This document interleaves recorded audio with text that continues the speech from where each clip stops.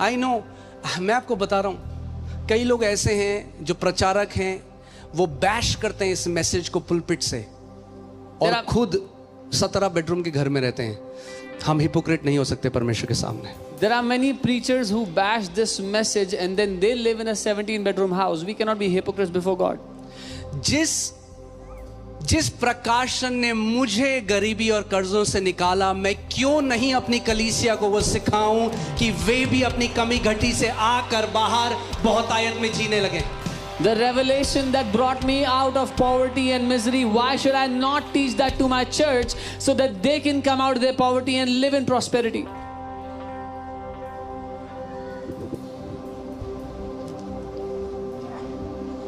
Amen. और मैं आपको बता रहा हूं, अगर आप फेवर में चलना चाहते हो, सुबह शाम उसको धन्यवाद करो। If you want to live in favor, thank Him day and night.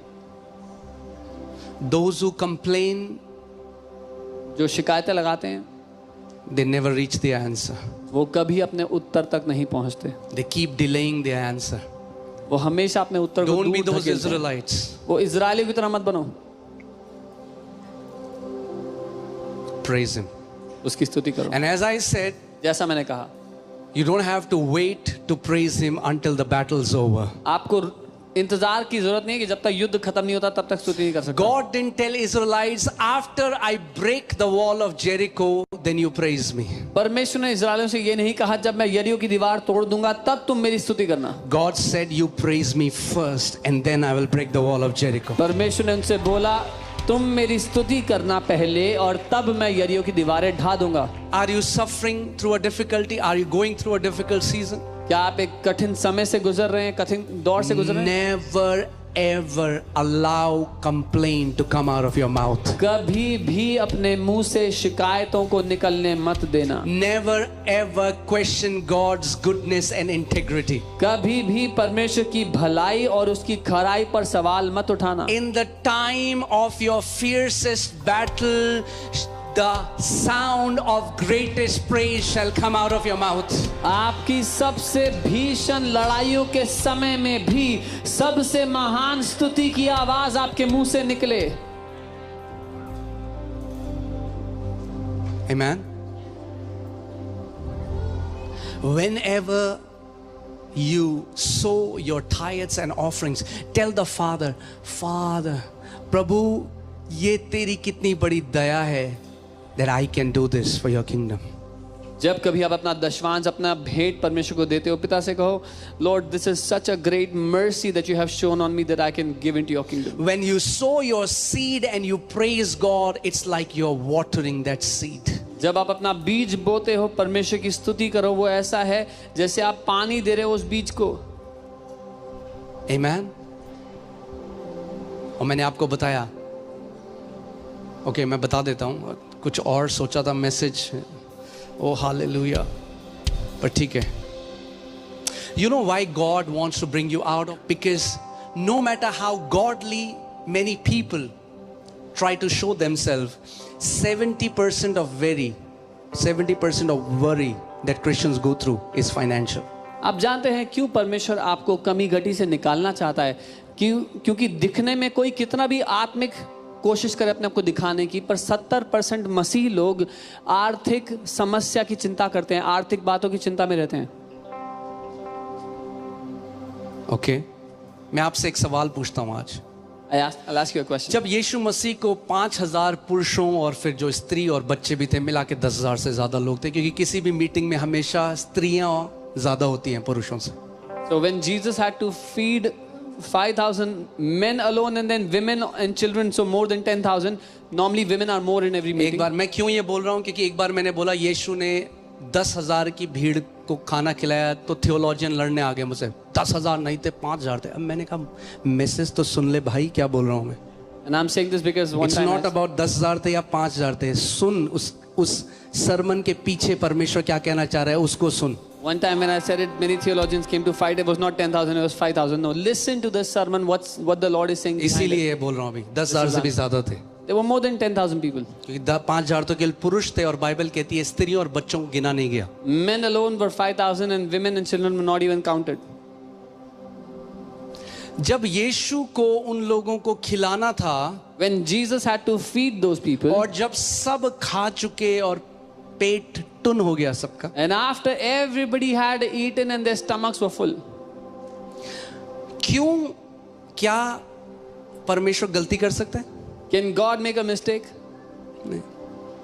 आपके घर में मम्मी जब खाना बनाती है When your mom makes food in your house, तो कभी ऐसा होता है 12 टोकरे बच गए खाने के? has it ever happened that 12 buckets were left after all? माँ को पता है कितना खाना सब खाएंगे. Mom knows how much food everybody तो will अगर eat. माँ को ये पता है तो वो परमेश्वर जिसने हमारे सर के बाल भी गिने हुए हैं, क्या उसको नहीं पता था कौन लोग कितना खाना खाएंगे? If our mom knows this, then the God who has counted the hair on our head, does he not know how much food everybody will eat?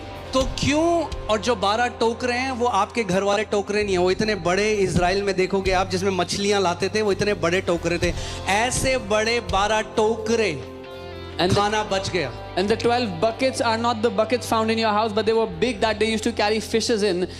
This is how much food was left, 12 buckets worth of food. क्यों? क्या परमेश्वर बताना चाह रहा है? What is God trying to say? कि तेरी जरूरत कितनी भी हो, जो मेरा प्रबंध है तेरी जरूरत से हजारों गुना बड़ा है. He is saying no matter what your need is, no matter how great your need is, my provision and my supply will always be more than your need.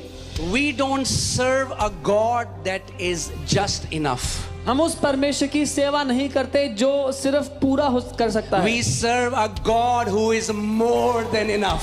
हम उस परमेश्वर की सेवा करते हैं जो जरूरत से ज्यादा है, बढ़कर है. Amen. पीटर यीशु के पास आके बोलता है, पतरस पूरी रात मेहनत करी, यीशु कुछ मछली नहीं आई. Peter comes to Jesus and said, Jesus, I tried all night long, but there was no fish that I caught. कई लोग इस मैसेज में एक चीज नहीं पढ़ते बाइबल में. इससे पहले कि यीशु ने उसकी बोट भर दी, पीटर ने अपनी बोट यीशु को दी कि यीशु उस बोट को इस्तेमाल करके अपना राज्य बढ़ा सके. Many people don't read what happened in this message properly. Before Jesus filled Peter's boat, Peter gave his boat to Jesus so that he could spread the kingdom through it. Okay, मछली ठीक है.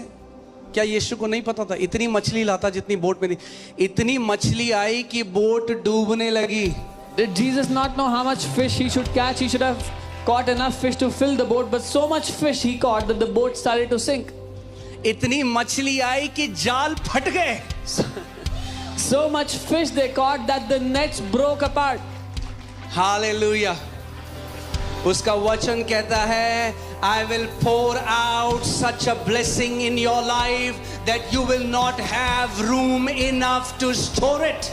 His word says, मैं इतनी आशीष उंडेलूंगा तुम्हारी जिंदगी में कि उसको संभालने के लिए जगह नहीं बचेगी तुम्हारे पास. यही दाऊद कह रहा है, क्योंकि यहोवा मेरा चरवाहा है, मेरा प्याला उमड़ रहा है. जब यहोवा मेरा प्याला भर भी देता है तो रुकता नहीं है, उंडेलता रहता है, उंडेलता रहता है जब तक मेरा प्याला उमड़ने न लग जाए. This is what David is saying, because God is my shepherd. My cup is not only full, it is overflowing, because God does not stop. He keeps on pouring. He keeps on pouring until it is overflowing.